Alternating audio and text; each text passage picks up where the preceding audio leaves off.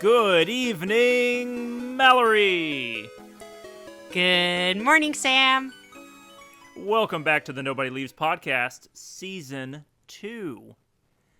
Today, we will be talking about Pluribus, Season 1, the least controversial TV show to ever come out. Mallory. Just called you Mallory. That's how you're going to start Season 2? You're going to go, well, anyway, Mallory.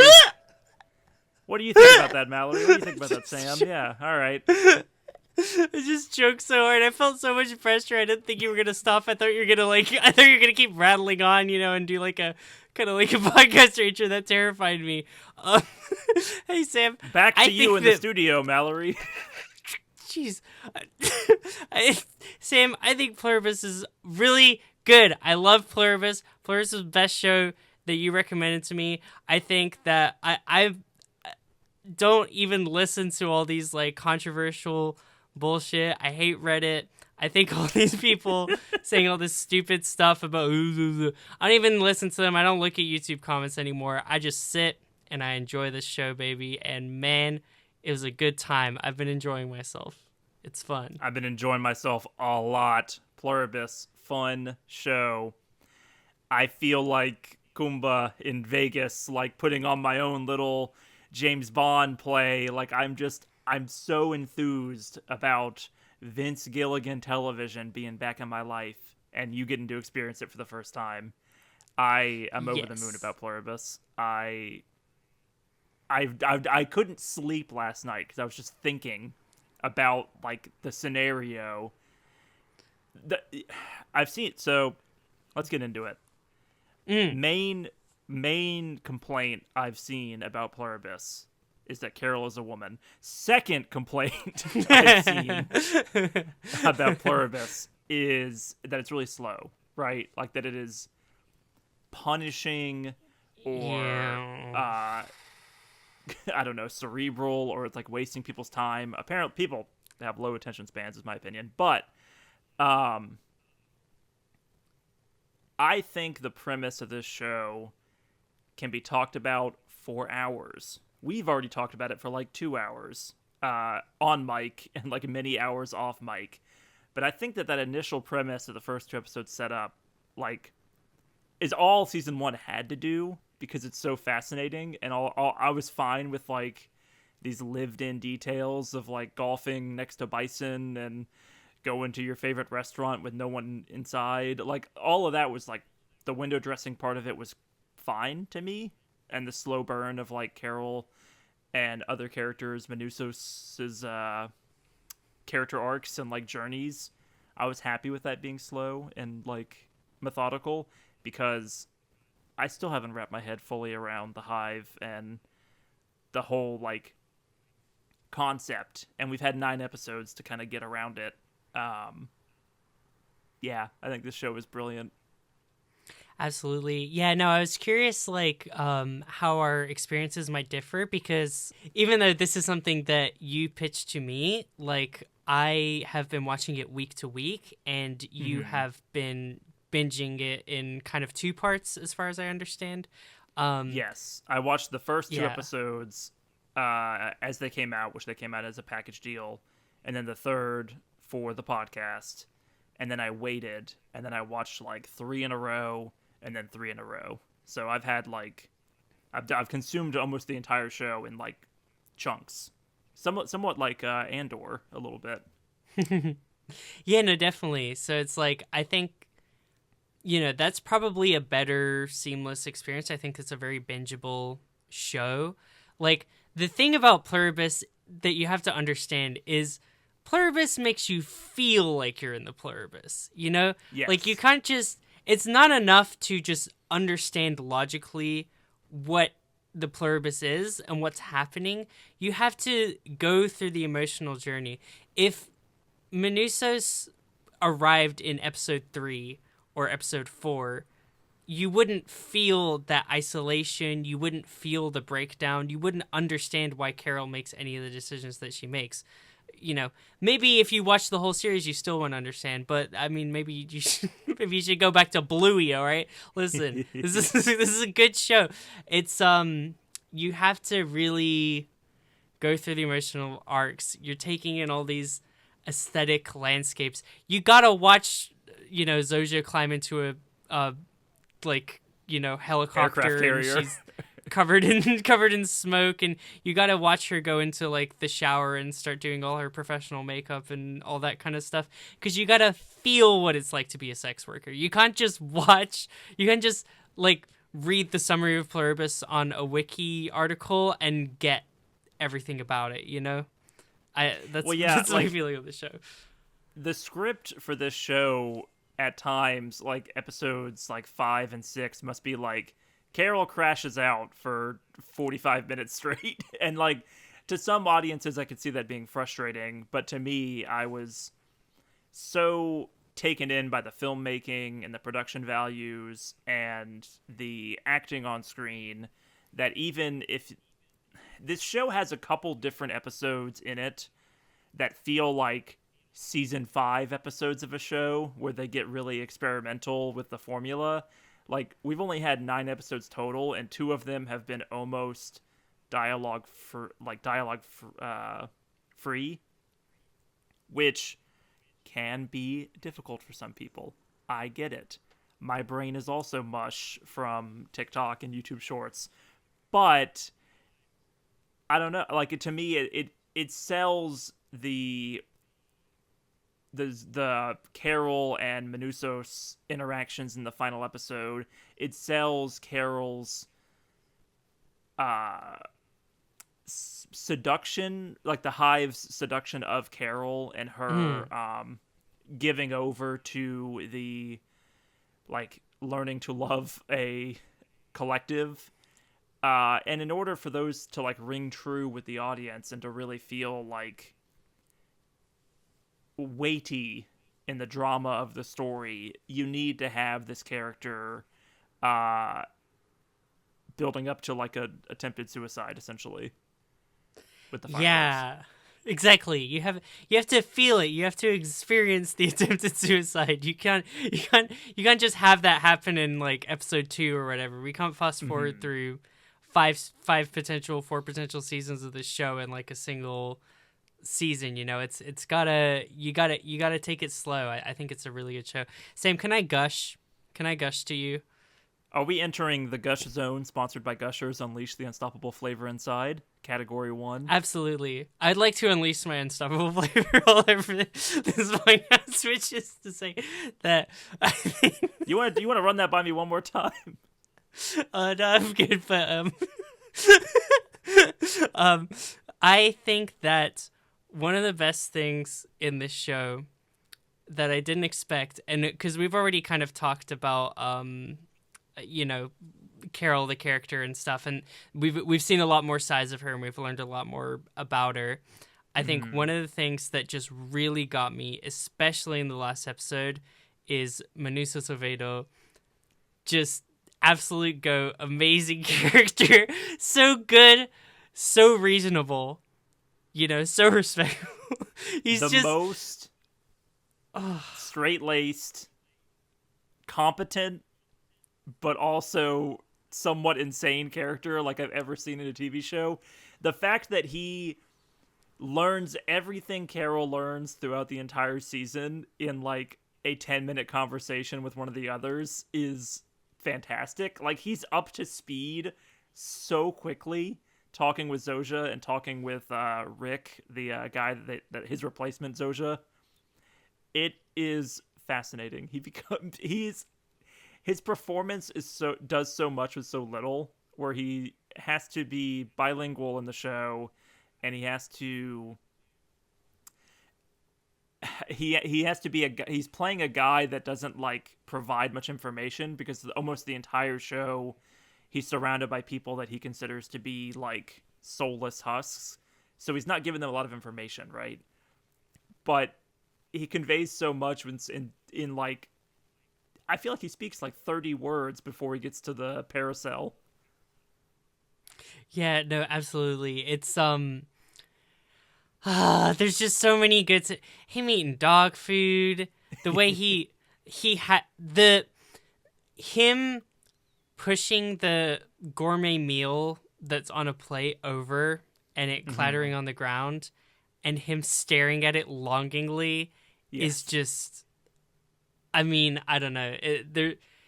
They do so much of like building this guy's characterization, but also there's like, it's like a huge mystery throughout the series because you're like, what is he going to be like in the presence of another human being? Like that is, you know, completely. And I think like for me, at least, and like what I'd seen a lot of people, I feel like I kind of headcanoned him as like, he's going to be very, you know, extreme and he's going to be like, you know, these motherfuckers, you talk to them? What the hell, Carol? You're crazy. You know, I really was kind of expecting that energy, or like he was going to be like, you know, a gruff man, but he's about his principles. Like, I think that's really what I had kind of built up in my head. I still think he might be a little bit like that. Like, I think he's definitely potentially, yeah, judgmental with Carol. Yeah, like it's not all like flowers and daisies, but I think he was so much more reasonable than I expected. And then I remembered that, like, oh, the gruff man in this relationship is Carol. Like, she's the one that's like, I'm gonna get a drink, call it a night or whatever. Like, she's the disagreeable one, and he is kind of being like, okay, all right, so what's the next plan? You know, like, I think he's like a little bit more practical. I think I'm so used to seeing like the man is the one that is being like, this is all bullshit or whatever, and the like the lesbian woman, let's be honest, being like, no, I think we can do things differently. I think that, you know, like it's completely flipped, and I don't know, adore this character interactions. I could just watch the two of them forever. It's a good show. He's quietly really funny. Like by the time he gets to that cul-de-sac, you're like, oh my god, he's been through so much. He almost died. He's self-medicating and he's driving an ambulance like full of infection, and he had like is walking like 15 miles to get gas and then bringing it back to his car, and he's refusing any assistance, and he's writing IOUs, and Carol's just sitting there like, okay, well, let me send away the hive mind mistress so I can look presentable for this person. Soja, don't you tell him any of our dirty little secrets. It's just like, right. What do you mean you love him equally as me? But that's not true. We've had our whole thing together. We had a good thing going, Zoja. What do you mean? We're gonna get into it, but the Carol is not or is the best representation of like an American in this situation. Like she, despite being like a lesbian feminist, she is so American hegemony like pilled, where all she's thinking, she consistently interacts with the other survivors and plans on how to fix things from like an American perspective of like, well, we got to get back to our Sprout grocery stores, and you know, I guess it's going to be up to the English speakers to solve this. I understand why she's not invited to Zoom meetings, is what I'm getting at. Yeah, no, I think that's such a good point. I don't really know what segment this falls into. Is this like reopen the schools maybe? I think I have many reopen the schools opinions in terms of how this, which for audiences at home is our category about how people can bad faith interpret this show. I've seen like takes as crazy as clearly Vince Gilligan thinks that socialism is evil, and this is like the Hive is like Zorn Mamdani making buses free in New York. I'm like, no, I don't think. Right. I don't think you're really thinking of it like you think you're thinking of it. I feel like this show, while is yes critical of human instrumentality, is also critical of like capitalism and more so consumerism. Hey, make me a grocery store. Hey, get me a Gatorade, and it better be cold this time. Like, I think there's I spent a lot of time thinking about how coddled we are as people who live in advanced societies, where like we get everything delivered to us via Amazon van, and how that has turned us into like, at least turned Carol into someone who is like incapable of doing things on her own without relying on the hive mind, or prior to that, like human conveniences. And so, Yeah. what bad faith take do you want to talk about first? For me, I think that it's and like this is like top of the list of like videos I want to make about this thing, but like I feel like I should just talk about it anyway, which is the her being like the American scene, her having the president thing behind her and talking to all of the people from different countries as if she's like the authority in the room. I think I think that people were not ready for that scene because it is nuanced and complex. She's not wrong. Right. The bad faith take, or the not even bad faith take, the reason why I say reopen the schools is because I think it's just not thought out enough, or it's like people are almost there, is that like this is Western versus Eastern, individualist versus collectivist. And right. I've really, like, I've just really started despising that binary so much. I know that there's, like, all this cultural studies, whatever. I just, like, I think that, like, as someone who is from, like, grew up in the U.S., I came from England, so, like, I kind of had a perspective of, like, I'm not an American, and I feel like I had this, You're like, from the, seeing like, American original culture. You're from like the evil I am source from the of original colonialism. Yeah, the original sin No, country. absolutely. Yeah, I am from like the heart of all evil, but I think that but then like coming to Japan and like living in like a so-called Eastern culture where everything's so different, you know, and it's like I think that there's stuff about what you said, like the entitlement, the expectation of like how things ought to work. You know, I want my grocery store shelves stocked. I want my like cold Gatorade or whatever, like that kind of thing that feels very like, you know, privileged American, isolated, like, you know, that kind of thing. And it's more almost like you're coming more urban from the and rural. philosophy. Well, like it's personal freedoms, I'm saying, right? This is what I'm saying. I think it's Okay. not. I think it's less philosophical than a lot of people make out. I think it's more to do with like you live in a city or a suburb or whatever where like there's all these systems in place to like keep your life afloat that you never have to think about versus like you live in a small town where like, you know, if like the rain is bad, then we don't get like nice vegetables or something. You know what I mean? It's like or like, okay, like every year we always eat potatoes because my mom works on a farm and she like grows this many potatoes at this time of year or whatever. Like you're so disconnected and isolated in like modern society.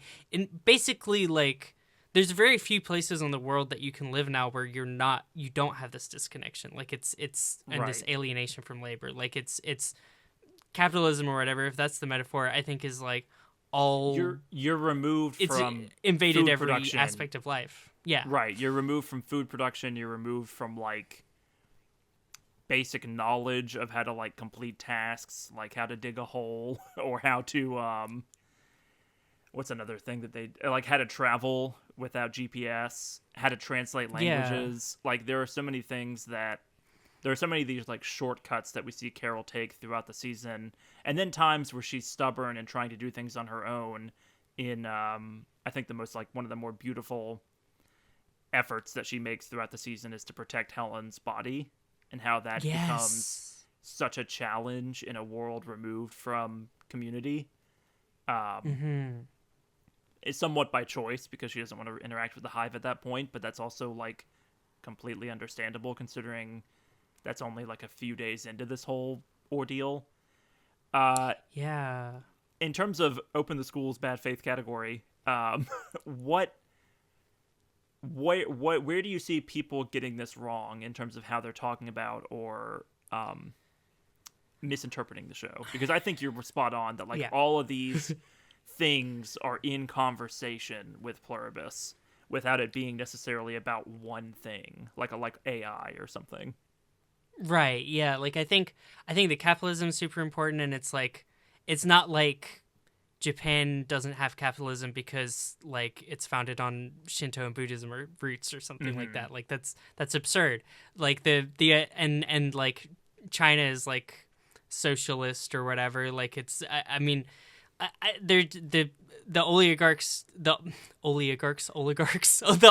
have more power because of like how their government system is set up, but it's not capitalist. You know what I mean? Or it's not China's like secretly like an extremely capitalist society at this point, which is like a whole thing.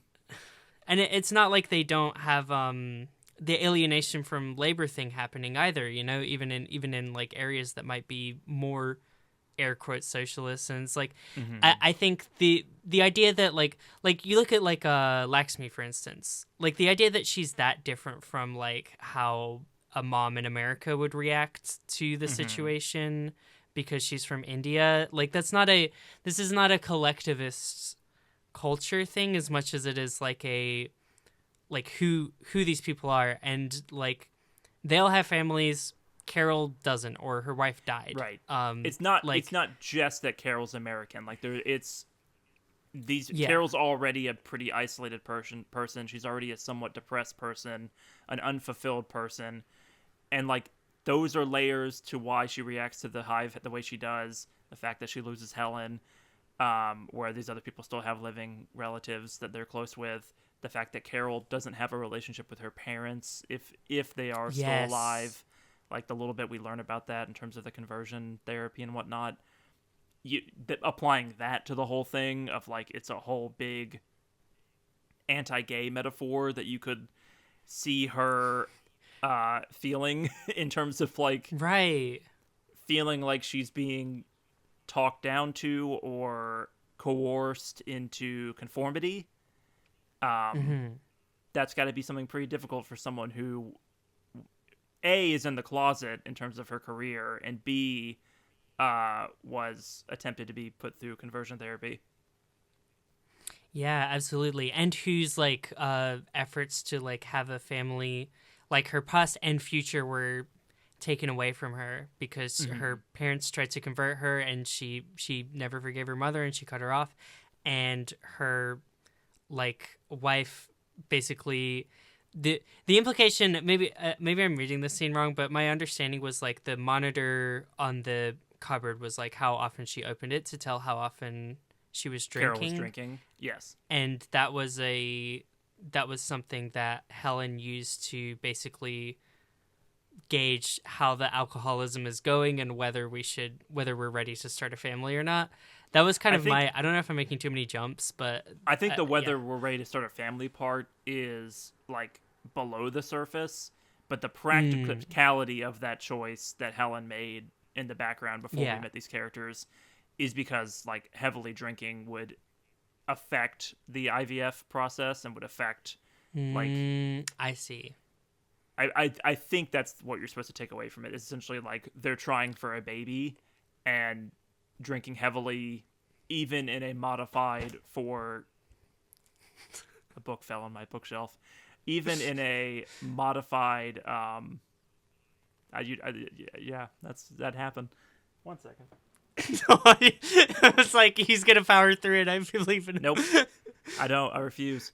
Yeah, I think it's twofold. I think it's A, her judging her partner quietly in the background, and then B, trying to like practically like have a good egg extraction. I don't quite know how the science works on that. But I know that like sorry, go ahead. That's the takeaway I took from it. I think I was thinking more because they've already like extracted the eggs, that it was more about like, is she like she's not ready to be a mother because she's like still abusing alcohol. But I think that the hive tells Carol that it was put there by Helen while they were going through the process of egg extraction. I see. Right.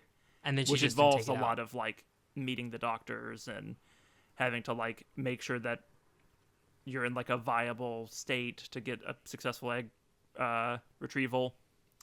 This brings me to my version of the Gush Zone, sponsored by Gushers, Unleash the Unstoppable Flavor Inside category. I think that tying back the fertilization egg IVF thing to the betrayal of the Plurbs is such a brilliant piece of writing, because it's so, like, it's yet another way that they can be like invasive towards Carol.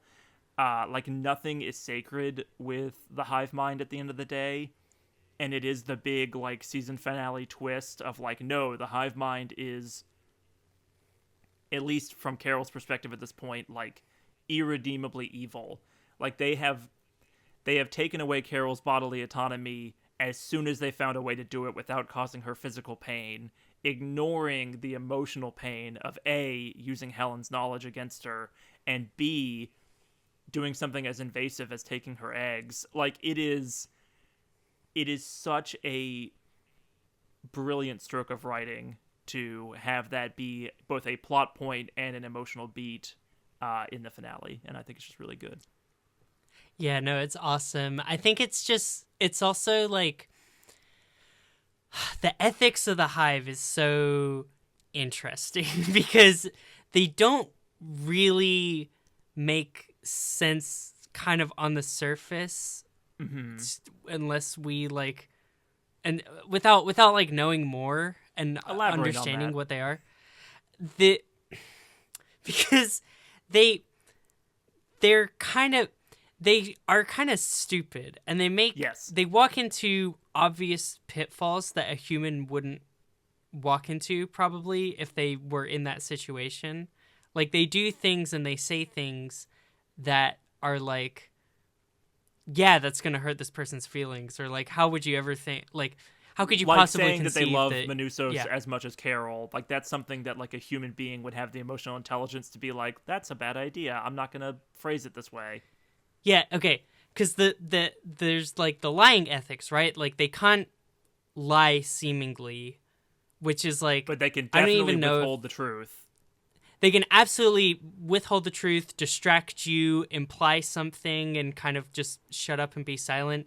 Is that like it's surely that can't be biological, because that doesn't. How could that be biological? It seems like that would have to be some sort of ethics thing. So the ethics is so confusing, but they're able to lie, and then they it's so interesting because they choose to withhold information or imply certain things that are like self-serving, like imply that Manussos is dangerous, or imply that they're not going to like try and convert Carol anymore after she like requests that they don't.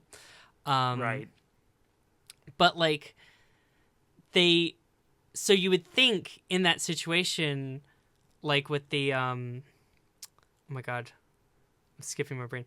What was the example you gave? About we love Manussos and you equally. Yes, yeah. You would think she's like do you love us equally or whatever? Like they might say something. Oh, you're so different. You know what I mean? But it's almost like, I don't know. There's something there that is very interesting to me. So let me ask you this. My impression is that they are evolving and becoming better at emotional manipulation throughout the season, right? Absolutely, because 100%. They proactively recreate her diner on their own, right? And that is such a that requires such a greater understanding of Carol than like their early attempts of like, don't you want this breakfast that you loved when you were 12? Like that. Their freshman attempts are not quite as great as their senior year attempts, I would say. Yeah, no, absolutely. I think that's such an important aspect of the show, and I'm glad you touched on it, because it's like they are growing and evolving, and like something that I wish that I'm excited to see more of in season 2, I guess, is like, I feel like there's some early episodes where like Carol starts making some basic points about how their ethics don't make sense, and that's like triggers the first malfunction that it kills like 1 billion people, or however many people's blood is on Carol's hands or whatever, right? Right. And it's like, I wish what I'm really excited to see is like more like challenging their ethics and the logic of it, and seeing them grow and change, like seeing the Pluribus grow and change and like That was like that's the con being played on Carol and the audience throughout the season is you and I are talking about Zosha as her own character, as an I, not a we. But the reveal, or like the continued reinforcement throughout the last 2 episodes, is that no, this is all part of the Hive plan, and this is a person who's going to go sleep in a hockey rink and has no greater emotional attachment to Carol than any other person on Earth. And I think they really hammer that home with the version of the Charm Offensive, which is the name of the 8th episode. The version being placed upon, I wrote her name down, Kusumeyu, the Peruvian girl who's turned at the beginning of the episode, of the finale. Like, she's there with what seems to be her mother and aunt. They're singing in her native language. They're continuing to, like, have her village run as it was when she was, but before the turning. And as soon as she's indoctrinated, everyone walks away, and she's never going to, like, interact with her mother or aunt or village ever again. They're all just going to go back to their tasks. That culture is destroyed. No one will ever sing that song again. Like, that is, it is, like, that is the sinners, like, dancing through generations scene of this show to me. That is such a phenomenally orchestrated thing. And it's like there's so many episodes, and we start seeing it less and less, because that's, like, the show is, like, trying to trick us and gaslight us in the same way it is with Carol. It's like, you know, but there's so many early scenes where we see all the, like, what is it you call, like, the Vince Gilligan, like, you know, everything's perfect in its box, like, he is competency porn. This is competency porn. Yes, this is basically like going to be the crux of the video I'm working on for Pluribus. But yeah, like, in the 2 other shows he's been involved with, which is Breaking Bad and Better Call Saul to a lesser extent, like, characters being competent is either incredibly satisfying when you're following, like, the protagonists of his stories, and it's like, yes, they're finally figuring it out, they're finally making that meth correctly. It's all morally complicated, but we don't have to get into that right now. Or yes, they're running this con perfectly. But then when it's someone who's more on the, like, bad guy team, or more morally gray, like a Gus Fring or a Mike Ehrmantraut, where you're seeing people essentially, like, go through the processes of hiding a body or distributing drugs at a massive scale or what have you, you start to become really disturbed. Pluribus takes that to, like, the extreme, where it's like, what if the entire world was like this perfectly fine-tuned, like, Swiss watch, but also it's leading towards mass extinction in 10 years because they can't pick an apple from a tree. Yeah, I just to say, like, the reason why I brought that up, and, like, why that's we see that, and, like, we see it a little bit separate from, we see, like, the horror film version of that, where people are running away and being chased and converted. We see, like, the isolated version of that, where there's so many people and none of them are talking, and it's eerily silent. And, like, I think the broad takeaway is, like, this is not humanity anymore, because they're just not, nothing that is recognizably human is happening anymore. And it's like, finally, like, those worlds hit, like, the humanity that we're seeing with, like, Carol and Zosha's interactions, and the, like, robotic kind of everything moving place, like, that we see out there. And in the Kusumayu scene in the final episode, it's like, finally those two are clashed. Like, we watch it die, like, before our very eyes, and it's horrifying. It is absolutely, like, no one will ever be in that village again. No one will take care of that goat. She is the last person to ever speak that language, to ever like, step foot in that village, to ever pet that goat. I also saw someone point out that, like, it's really interesting to have the baby goat scene immediately after the episode, where they're like, yeah, we take care of the pets if we have to, and we don't. And it's like, no, I don't know if you do. They do let the animals out, but they like, emotionally walk away from the baby goat, and it's just, like, horrifying and so sad. would this be a good time to talk about the Cry About It award for scene that made you want to cry? Hell yeah. Did you cry watching Pluribus at any time, do you think? I know it's been a few weeks for you. Yes. I'm gonna be trying to recall my cry scene while you're talking about it. Hit me. Well, so there's a couple of moments where I was like really like cut straight to the heart. I don't think I cried watching Pluribus, but I will say that there were like some emotional like whammies. There's a simple one that I love in the middle of the season where Carol finally allows herself to sleep in her own bed, and it hit me really. God, yes. It's before the wolves show up for the first time, right? But it's such a human detail to be like, oh, I hadn't considered the fact that she's sleeping on the couch all the time because I was more thinking about the drinking and about the Golden Girls. But then when you realize, oh, she hasn't slept in her own bed for like 2.5 weeks, despite being in her house for the majority of that, and it's just such a human detail to be like, I lost my partner and I can't face this. And then her like actually choosing to face it and going for Helen's eye mask, I was just like, oh man, that's a good show.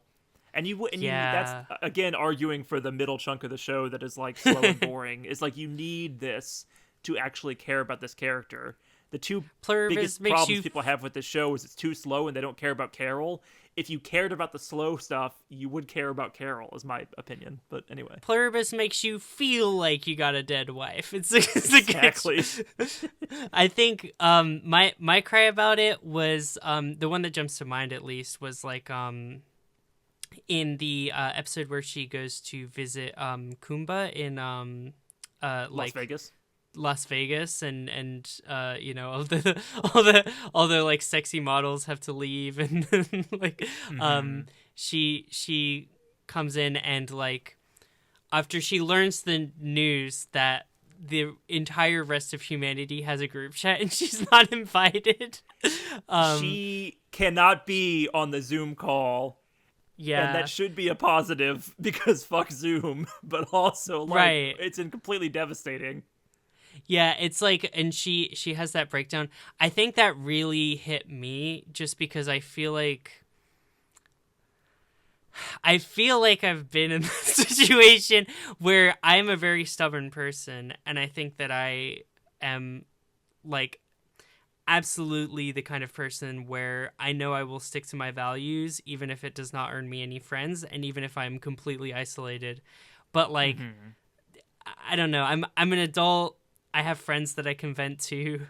Like she has nothing, and like I feel like it felt like taking me back to being a child and having that same temperament, but like not having anyone around to like reassure me that I was right, you know what I mean? I think it really like got me in the like heart of like, wow, that is such a painful experience. And like it feels like really high school, right? Like the idea that you wouldn't have the emotional maturity to include party. Carol. It's like what it feels like.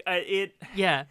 It's crazy to me that in a show that's like so high concept sci-fi, like it can pull these universal feelings of like being in a bad relationship, or in this case, being like the ugly girl at prom. Like it's just like that moment is when she has to go to the bathroom to like collect herself. Yeah, that's tough. And even in Kumba like being on the phone and you're like, is he talking to the other survivors? And I think it's implied that he's talking to the Hive.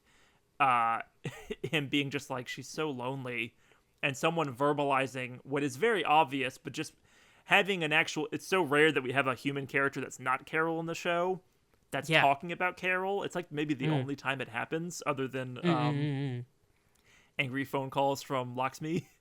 That moment is like really human, and I felt bad for her. I felt pity for like Kumba, who's trying to like be like a mediator. Like the whole thing is just because so much of the rest of the show is in isolation, like that betrayal feels so much more personal and like tough compared to like the Hive. And it is, and it's like I felt like anger towards like the other members and to Kumba, because I felt like you know, like in that situation, if I'm on the other side of that coin and I'm in like one of their situations and I don't like politically or whatever agree with Carol's approach to things, like I don't think I can. I think I would have such a hard time not like reaching out or checking in on her, and no one does because we would have seen the scene. Like absolutely no one Right. does, and we don't know. Like to be fair, we don't know what the Pluribus is feeding them, but we also I think the other point is that you know if you're believing in their worldview, except for Kumba, because Kumba is like, yeah, these are all peons. You're never gonna get me, baby. You know, he's Right. he doesn't believe that they're humans. But like, if you're like Laxmi, you believe that the rest of humanity or Kuzumayu, like, you believe that the rest of humanity exists. You believe in kind of the smoke and mirrors of like the Pluribus, like a little bit. So Carol Sturka is a dangerous terrorist. You know what I mean? Right. She's like the last remaining like genocidal dictator in a far off country. Like, you know, it kind of I can And it's not I it's not her can fault empathize that a she little caused the death of like 13 million people or whatever. Like she compares Yeah. herself to Stalin, and clearly that weighs heavily on her. And Absolutely. presumably it weighs heavily on everyone else, including Laxmi, whose I think dad it's her died grandfather or dad or grandfather. yeah, No, I died think in it was the her hive. Yeah, dude.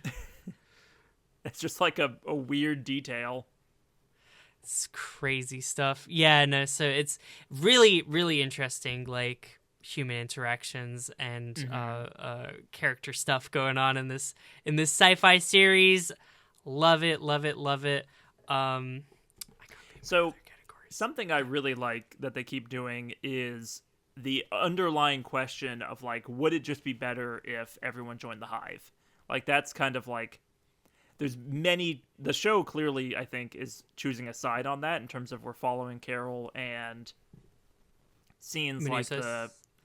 Menusos and scenes like the Kushimayu, like the singing stopping, the music stopping, right? Like the show's making a statement with that something is being lost if everyone goes to the hive, right? Yeah. But it's flip-flopping in terms of the details we get of like, is Carol dooming humanity by turning the hive around, or is she saving it? And the detail that they can't consume, that A, they're eating people, which is just we skipped over that, but B, that they're all going to starve within a decade, and that they're putting all their resources together to spread a signal that would cause potentially other planets to starve to death. Like, all of it's to what end? Like, they're sharing this gift that they've received from space that they don't themselves understand, and in doing so, they're putting all their resources towards continuing to spread that gift like a virus, and also they're going to starve to death. So after a few episodes of being like, maybe Carol's in the wrong, it's immediately like flipped back to like, no, the hive is not the end goal, like this is bad. And also the other survivors like getting together on Zoom and spitballing is not solving anything. Yeah, because there's so many moments where I'm like, is Carol going about this the hard way? And it's like, well, maybe not. Yeah, no, it's I think that you know, Vince Gilligan has said like he wants this series to be debated and spark discussion, so I think that it's like, you know, it's worth talking about like the good things that like the hive causes or whatever. But yeah, great like, for the environment, I'll say that. And like the show constantly makes me feel bad about my own carbon footprint when Carol's being like flippant with resources. The weeds and wilderness are returning. You know, it's looking great. But yeah, no, I think the like, yeah, and we're just gonna spread it to like the fact that the hive hasn't it just feels like the hive hasn't thought a lot of stuff through in a crazy way. Yeah. Yeah. Like it, but like in a way that it's like, could they? And that's why, Sam, I'd like to invite you to my mind palace. All right, theory time. This is all right. This is Mind Palace. This is where we come up with theories. I've got my Sherlock Holmes hat on because I'm here to solve the mystery. I'm on the case. This is the answer to Pluribus. I have a really strong theory about like kind of the series arc and endgame. That said, I don't think there has been like discussion of like we're still spitballing for season 2, like we're really trying to write it good. The and, writer's room you starts in earnest in 2026. God damn it, this is gonna take a long time to come out. Yeah, like this really might be like a they don't know where it's going type of series. I have a really strong feeling based on what I've seen from season 1 of like how I feel like it should end, or how I'd like it to end at least, which is I think that they need to talk the hive into killing itself. I think that is like the resolution to the series. Not killing itself in the sense of killing all the humans, but like in talk it into deconverting itself and becoming individuals again. That is my You feelings. have to convince your 4chan pilled like college friend to turn back to the light in order to save humanity. You have to brave Thanksgiving dinner and not spend your life isolated in your political sphere or your get away from you have to save your coworker from using ChatGPT for everything. You can make this, the metaphors are endless, and I know that every Vince Gilligan interview I've watched is like, no, it's not just about AI, but I'm sure you can take away those perspectives. That's what I thought about constantly, but it's because we're in the year of shitty AI. Of course. Or we just lived through that year. So, sorry to continue, please. No, absolutely. No. I think it's a good point, but yeah, I think that like the it's just, I think that the reason why I feel so strongly about this is what I got, especially like in the last episodes, and like it's present throughout the series, but like it's just the beauty of argument, the beauty of disagreement, the beauty of like convincing someone of something, and it doesn't feel good all the time, and it's not always fun, but it's like I was thinking a lot when I was watching this series about like religious conversion and like how allergic like I think most people are to that, like how just like disgusting it kind of feels in a way when someone invites you to like a get together potluck, and then someone like all of a sudden there's like pamphlets coming out, and like, you know what I mean, like I think that's more of a younger perspective. Like I think that people our age and a little older and a lot younger have that like skeeviness with it because we haven't necessarily grown up in the most religious of families. But I know exactly what you mean, where it feels dishonest to be like, our interaction with like, let's say American Christianity, right, is typically like, hey, we're running a Smash tournament on your college campus. Also, we may talk about Jesus a little bit. You know, would that be cool with all We might. We It might. come up. Yeah, it's a little bit more that vibe, which I think is inherently people go, it's an off-putting vibe.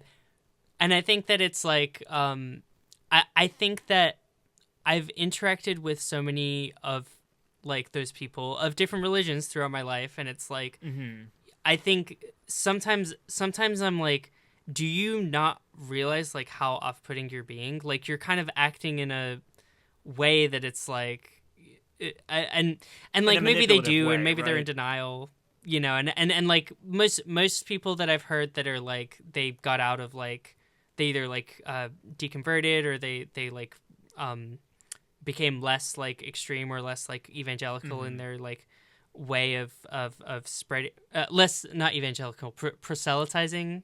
Is that the word? They stopped doing that. I got what you're saying. Yeah. Like whenever people talk about that I've heard, I feel like I've always heard people say, I hated doing that. You know, it's also like sales. It's like how disgusting and kind of dehumanizing. Some people have more of a tolerance for it, but like it sucks to, like, I have to sell something, you know what I mean? And it takes a lot of mental workarounds and gymnastics for some people, while other people are able to be slimy, like, you know. Yes, I have an aversion to people in sales not individuals I know necessarily, but just like when I see people like in the companies I've worked for like enter that sales mentality, I personally get like the heebie-jeebies, and I'm like, that's not for me. You're reminding me of a Carol line that like maybe almost like spit out my drink, which is like, well, I guess all the lawyers survived, where she's talking about how well the Hive argues in annoying ways. But yes, please continue. Yeah.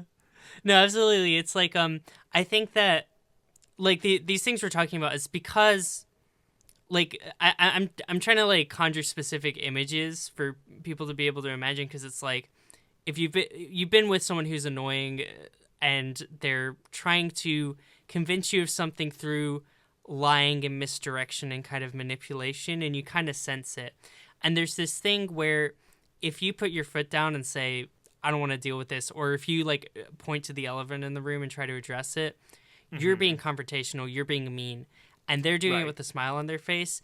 And if you just submitted to them and like let them take you on a ride, like wherever they're going to take you, then the conversation stays polite and everyone's happy and like that kind of thing.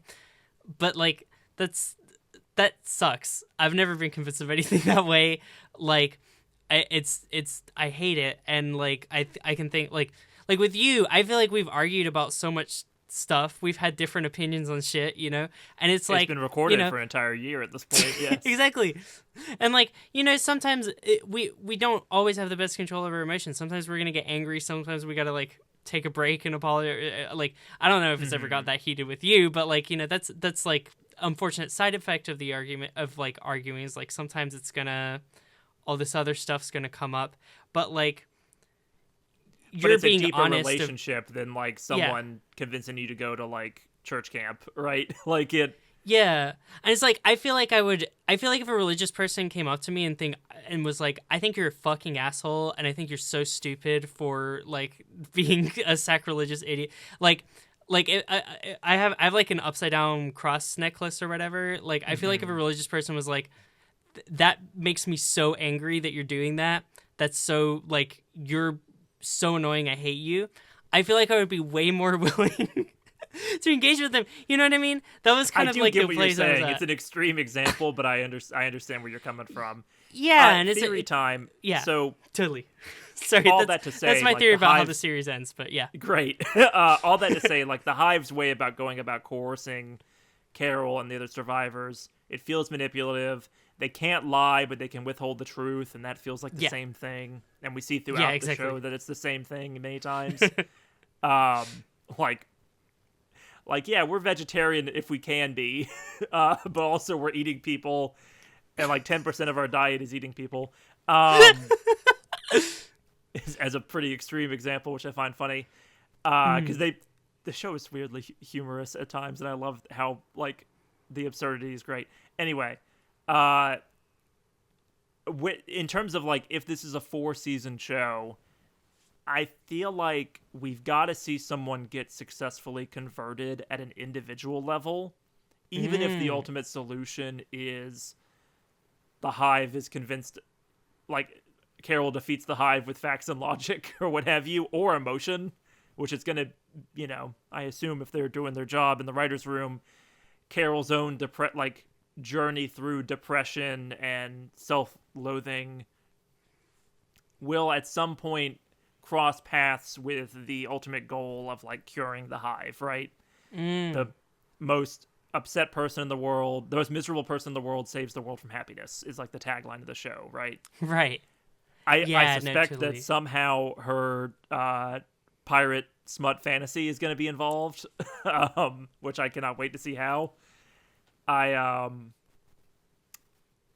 think that, like season 2 Stinger being someone being turned successfully from the Menusos, like using radio waves methodology, I think that will happen. I think at some point there's going to be a choice that Menusos and Carol have to make about unethically turning people back, and how that will kind of make them jump into the same role that the Hive was in when they turned the world without their permission. Like, I think consent is going to continue to be a huge topic of conversation throughout the rest of the show. And I look forward to, if they're doing their job right, I think it's going to be like a 55%, 45% people are on the different sides about what the right choice is. And I think that's going to make for really good television.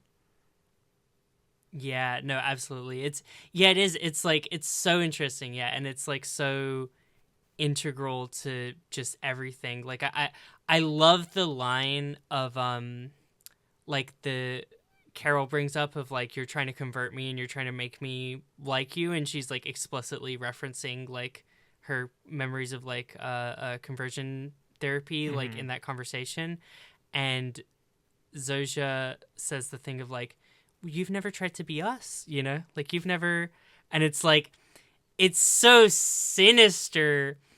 All the It's not language, yeah, factually wrong. In that moment, all the Hive's language have such a dark tinge to it because you're seeing it from Carol's Yeah. perspective. Now having that information Totally. about her being from conversion therapy or having gone through that, and it's really it's rough. It's rough out there. Yeah, and it's again, I feel like it's I've heard religious people say stuff like that. It's like it's really hard to, it's like, well, you haven't tried this, or like you haven't tried being straight, you haven't tried being, you know, like this kind of stuff. It's so hard to like it's like, yeah, I guess I have, you know what I mean? Like but at the same time it's like you cannot then sit there and flip. I cannot be there like, you religious person, stop it. Like, you know what I mean? Like you Republicans, stop believing in the, you know what I mean? Like I'm not trying to lump any groups together. I'm just being like, it's things that I personally happen to like not be subscribed to. It's like, and Right. I keep whipping out these like more extreme examples because I'm trying to like, it's not cake or pie. It's not like, is the dress blue or yellow? Like it is, it's like Right. fundamental values and like worldviews, like Carol and the Hive's like worldviews are existentially opposed. Like they cannot coexist in any way, and it's like those are the kind of like conversations that are like you yeah you have to argue about. So, Well, yeah.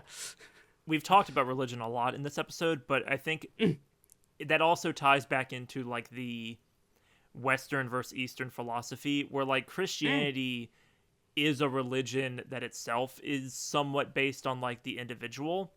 Like it's about your personal belief, your personal acceptance in Right. salvation or what have you.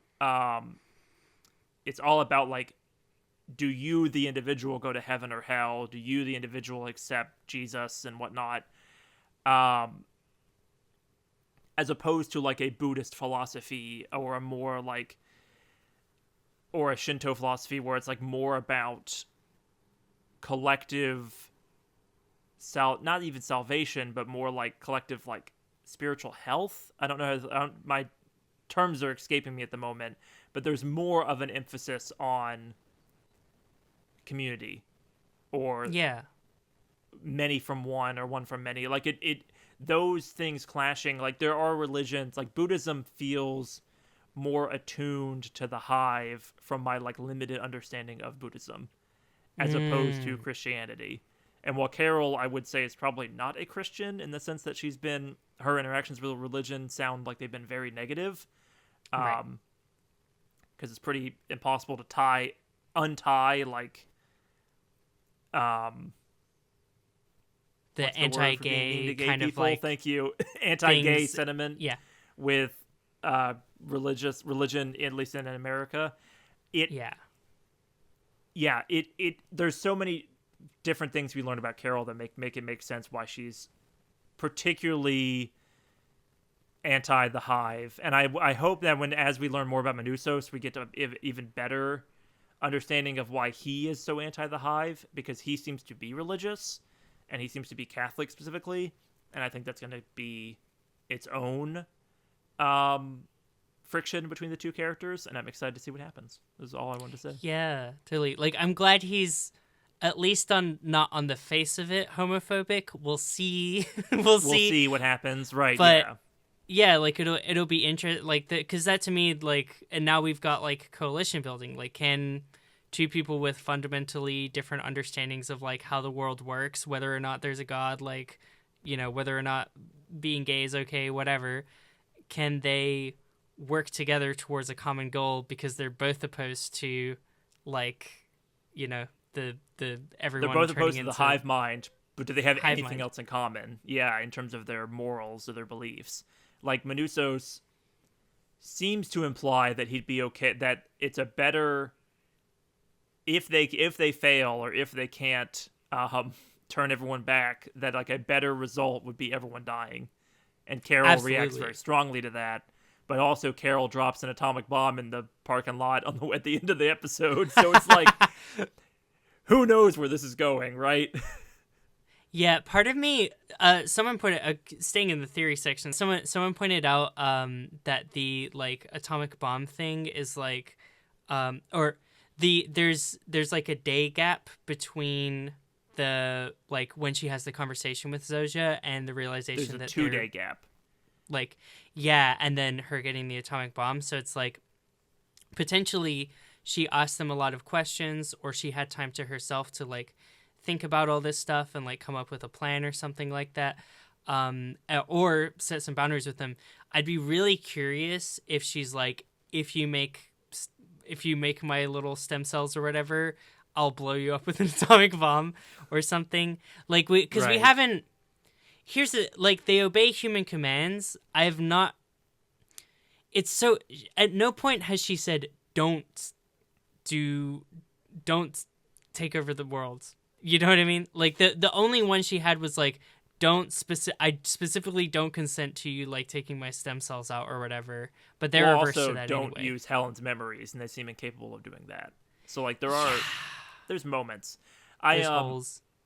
The big question for me, and I'm sure it will come up, is contradictory instructions, where like they can't. It seems to be a prioritization structure where it's like, right, above all else, spread the hive. After that, do no harm. After that, except like make the individuals happy. As long as that doesn't prevent doing no harm, as long as that doesn't prevent spreading the hive. And you can probably flip 2 and 3, like it, because they give her a grenade and whatnot. Yeah, that 2-day gap is interesting, and I'm sure we're going to learn a little bit more about. I mean, obviously, we're going to know why she requested an atom bomb, and was that just her testing the limits of them, or is it like the most dramatic dead man switch ever, where it's like, if I think they're going to turn me, I'm going to blow everything up. I'm going to blow up New Mexico. Yeah. I want to bring up a topic with you. Okay, cool.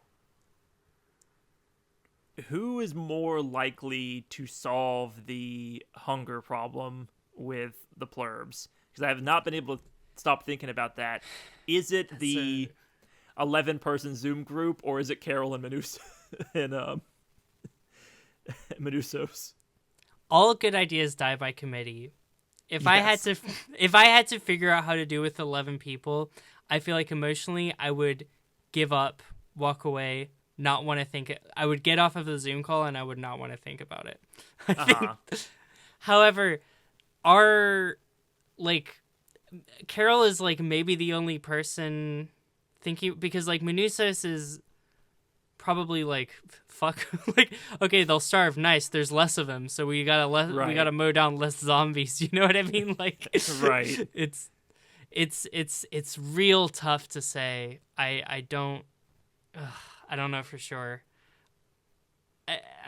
The tagline, I don't know. Did you have thoughts? The one sentence elevator pitch to suggest to me that Carol is uniquely poised to be the one to save the world from happiness, right? She has a quote when they're talking in Aspen or in the wherever they're skiing. Yeah. I don't think I'm good at just being good. That's a common enough experience, but is now wholly unique in the world, where she's like the only person on Earth who has depression, it seems like. Yeah. Or she's like the least well-adjusted. Her and Manousos maybe are back and forth on that one. That to me was the special category, better a pig than a fascist for like unlocking the show's message for me. It just put into words like the feelings I've had about Carol the entire season, which is like, yeah, she is, even before this happened, when she was a mostly successful but not number one in the New York Times author, and she was unable to have fun in the ice hotel, unable to fully start a family with her partner, unable to be fully honest with her partner, had drinking issue or substance abuse issues. Like, this person matters, even though she is a mess, right? And that I think is, I think it's a beautiful message. I don't know. I really like it. Yeah, no, it's beautiful. And yeah, the strength of like I think what I was like when I was getting into sorry, this isn't really a theory. I think when we Go for it. gotta take the hat off. I think We that have left the theories. we've left the Mind Palace. The Mind Palace. I think that when I was talking about like all that stuff about like the importance of like arguing and like negativity in arguing and like the as opposed to like happy lying keeping the peace, I think it's like there is that, you know, like Inside Out, you gotta have sadness. Like I just feel like right. there's strengths to that, and that they're highlighted in this show. And like I don't know, like obviously depression is like kind of a vice for Carol, and she's deep in it, and it's not making like she could probably do with a little bit more positivity, but like. Yeah, to be clear, I don't think the world being depressed is also not a good solution, right? Of course. Like, Carol has to have some kind of epiphany or gradual, like, acceptance of herself and her own limitations in order to be happy, right? Like, she needs to come to some sort of... She needs to grow as a character, I hope, in order to save the world, as opposed to, like... It'd be really a strange end cap on the show if it's like... You know what? Alcoholism is my superpower. Like, that'd be a weird place to take Pluribus, I think. It'd be a very writer conclusion, but, you know. Yeah, no, it's there's something to that, though. Yeah, it's very interesting. Sam, can I hit you with another theory that I found on Reddit? Okay. Yes. Is it the Medusos is gay theory? This is oh no, that's like, trust me, that's been all anyone on Tumblr has been talking about for a month is whether or not he's gay. The to Medusos... explain to the audience, the theory just goes. I'm sorry, I completely cut you off on your theory, but go. That every time the Hive interacts with Medusos directly, they send him like a burly man who's like who's both like friendly, but also somewhat like authoritarian or a man of authority. Like, they send him like a Disney cartoon of a guy where he's like a perfect triangle, like muscular, like good looking Colombian man. Most notably the guy driving up to him in the truck, and then also the person trying to stop him from taking the journey through the gap. And people have taken that to mean, is that his version of being sent Zoja, who's right. Carol's like physical ideal as like the person who most closely looks like her fictional lesbian husband, for lack of a better term. No, that is like, yeah, so far that's the most substantial thing. I could totally see a possibility where they sent him a woman on day one and he said, no, don't send me these women, and then they were like, oh, he doesn't want women or something, but they just don't understand. The first person we see deliver the food is a woman, and then afterwards we just see the car. Like, we don't even see who they're sending anymore. Right. It's like an elderly woman as well. I don't think it's his mother, but well, he does get visited by his mother later, right? With the right, yeah, exactly. I don't think they're the same person or actress, but yeah, I don't know. I watched this a while ago. I have to go back and watch it, yeah, because the first Medusos scene, I wasn't thinking about like it being his parent. It could have exactly. But yeah, speaking of his parent, this is part of this theory. So this is the theory that I saw on Reddit. The theory is Medusos is a dog.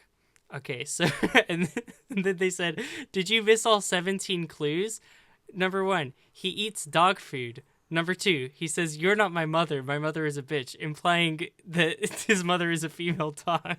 It was in front of us the whole time. Oh my god. He repeats, the yellow dog chases the gray cat. There's a lot here. I'm just gonna read like my favorite ones. The funny ones. One of them says, like he says, Rick, I know you are in there. I help you. I am here. You come back. Yes, you can do it. Which sounds like something a dog would say. That's really good. I think Tumblr is racist, is what I'm learning.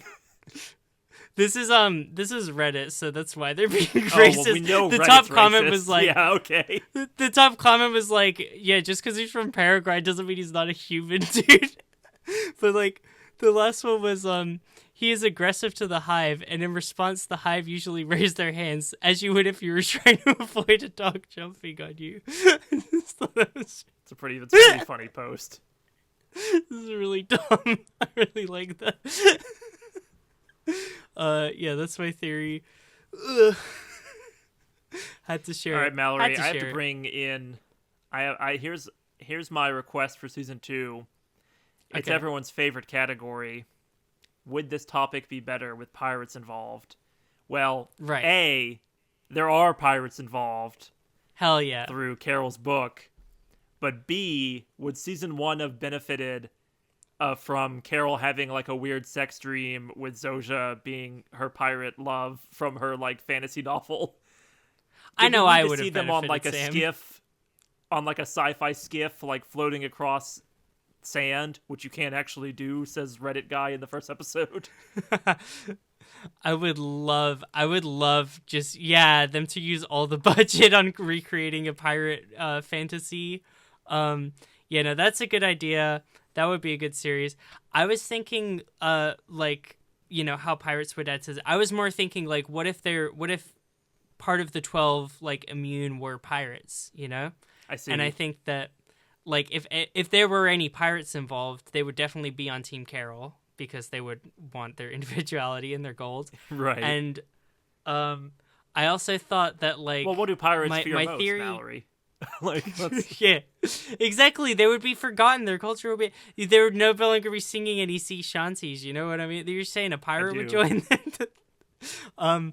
And then my other theory is that I think if like Blackbeard specifically was in the not part of the Pluribus, he would take the Kumba route, right? Like he would get like all these like beautiful women around him and all this kind of stuff, and then he would turn on the Pluribus, not because he has like any. I don't think he can understand like the whole individualist collectivist thing in his like pea brain. He would just because he's a misogynist. He would have women fawning over him, and he would get so frustrated anyway because he's incapable of happiness, and he would defect from. Meaning he'd be on Zoom Team call. Carol. I see. Yeah, he would be on Team Carol. That's my Blackbeard take for. I see. Mallory, this isn't a Blackbeard category necessarily. You can't. I know, but it's hard not to bring him up when he's the most interesting pirate to ever walk. Of course.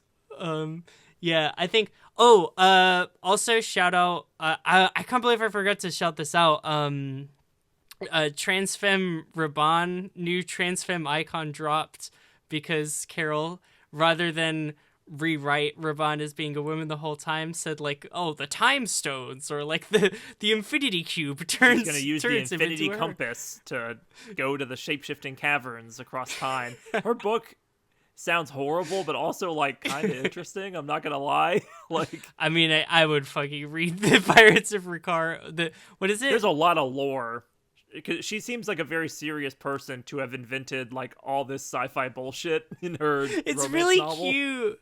It's really cute. Like she's so curmudgeonly, and she's so just tough, and she's going to Home Depot and stuff, and it's like, and what does she write about? Just like little like what? Oh, and then we go to the shape-shifting cave. It's like I think every writer inherently thinks that they're a hack, and her kind of knowing she's a hack and getting confirmation that her wife thought she was a hack, but then also still being like so. She's a romantic at heart, right? And that's like she loves it on like some level. Her talking When about Zoja indulges writing her, on yeah. notepads at the coffee shop could be up there for cry about it. Like I Oh was my like, god. I just want to go I want to get a shittier laptop than my current laptop and go like sit in a coffee shop for 10 hours now and write about Pluribus. Absolutely, yeah. That one got me. Yeah, no, it's the like hive would have charmed she's- me. I would have lost the charm offensive. that.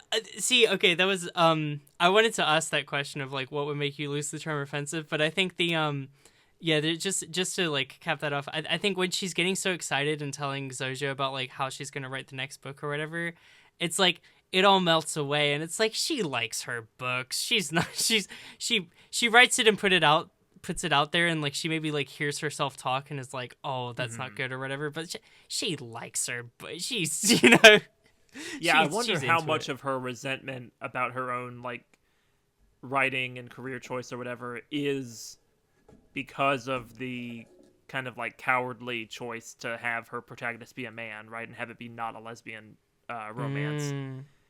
Like, I wonder if that aspect of it, which is a fascinating part of her character, was removed, would she be more defensive when she finds out that Helen thinks her writing sucks? I mean, she clearly is more upset about the like great American novel she's trying to write in the background, the Chrysalis book or whatever. The Bitter Chrysalis. Which is amazing as a title.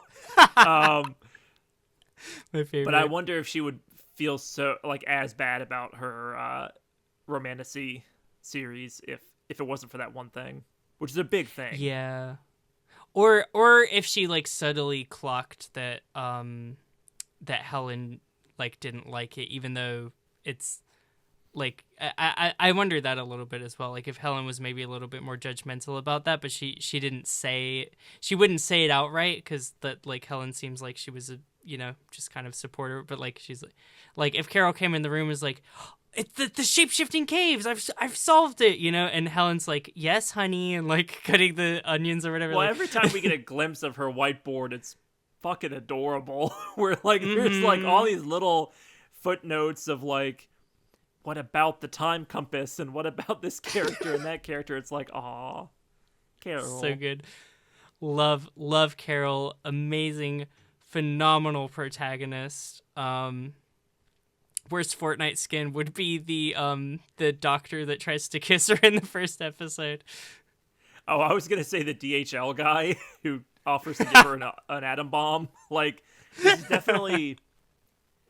This show, I don't want to say it lacks like visual identity, because it doesn't in the cinematography and all that, but I would say like because the characters are so normal, like we're following New Mexico writer Carol or not U-Haul, self-storage facility operator Medusos, like it's characters in like chinos and blouses throughout the whole show.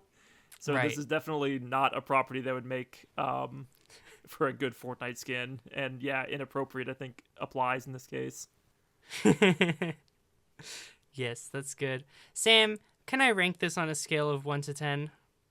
Mallory, I've been wanting you to rank this on a scale from 1 to 10 the whole time, even though we don't use a 1 to 10 scale. Yeah, I've forgotten what my new tiers are called. We've revamped the tier list. I've just realized I don't need to remember, because I remember the one that's important. If you can't tell, I'm smiling from ear to ear in this show. I love lesbians. I truly never thought I would see a show that was like this well written, such a good premise, this much production value put into it, that had like lesbians portrayed in this way that they're not. There's no exploitation. There's no, like, it's never played for, like, oh, my God, these two girls are going to kiss. That's not what it feels like. It's like, you're just like, oh, my God, her wife died. Wait, did Zoja just force herself on? Like, it's the most toxic Yuri to have. It's radioactive Yuri. It's like, do not touch this with a 10-foot pole. Love this show. And, when I watch this show, I like to get high with my baby. That puts it in the Trap Queen tier, Sam. Yeah. Hell yeah. I knew you were going to... So you're not putting it in the newly designed F tier, you're saying. It's going straight to S. It is anything but a flop. This goes straight for the stars. And I'm glad to hear it. Yeah. Mallory... yes. Since I pitched you a Trap Queen tier, like, excellent piece of media, I want to hear what you are going to make me watch, and I'm sure will be equally as engaging and interesting. Well, Sam, as you know, you're always, like, pitching me the hits, the golden classics, all the most highly ranked things that are being discussed. And I'm just kind of scrounging and just, like, looking for little interesting shaped, like, cans and, like, fun little labels in the diving around in like the gutters and I don't want to say dumpsters because that's really mean to the short film that I'm about to pitch you. You're pitching me like an old car door that's found on the side offensive. of the road. Is that what you're getting at? Like, I'm pitching you like a sealed Gatorade bottle that I found on the side of the road, and I drank it, and I was like, this is nice, but it's also interesting. I wonder where this came from. I wonder how this got here. You know? I hope you're not doing that in real life, Mallory. If it cracks in the seal, it's drinkable, you know. I want red Gatorade, the fruit punch flavor, whatever, and I want it to be cold, not tepid. And put some ice cubes in it. Yeah, I've really like undersold this. I think this is like an interesting short film that I watched. It's you know, it's made by YouTuber Anna Kana. I don't know if you're familiar with her at all. But she's someone I don't know what followed you're pitching. for, like, You started talking, you started describing it, but what are you pitching? Okay, so this is just a short film. It's called Noah's Ark. It was released on Christmas. It was made by YouTuber Anna Kana, who I followed for like gotta be like 10 years or something. Like, you know, she's one of the OGs. She's been around for a while. She's done voice acting. She was in Ant-Man. She did the the really good scene in Ant-Man where it's like the Edgar Wright like scene where they're like they're telling the story. The stories are like modifying and everyone's talking through Michael Peña's voice or whatever. Yeah, she's like lip syncing that, which is it's good. It's a good scene. But yeah, like she made this little video called Noah's Ark that I watched that I liked, and it made me think about a lot of stuff, and it made me want to discuss it with you. So that's what we're gonna do this time. Another religious conversation next week. Hey man, it's been on the dome, baby. This is where I've been working. Season 2 is the religion arc. Yeah, we're gonna start. I'm starting at the bottom, and I'm like this sinful, like just horrible person that's been forsaken, and I'm gonna climb my way out to like redemption by the end of it. I'm gonna be by October. Mallory's gonna be like a born again Christian. It's gonna be really interesting. I will be proselytizing on this platform, and I'll be this will be the church of Nobody Leaves. So yeah, in interest of doing that, let's watch this movie. I don't want to tell you what it's about because it's really short. I just want to talk to you about it. But I'm excited to talk to you about it next week. Sounds good. I'm looking forward to it. Well, until then, have a wonderful rest of your day, Sam. Have an excellent rest of your evening, Mallory.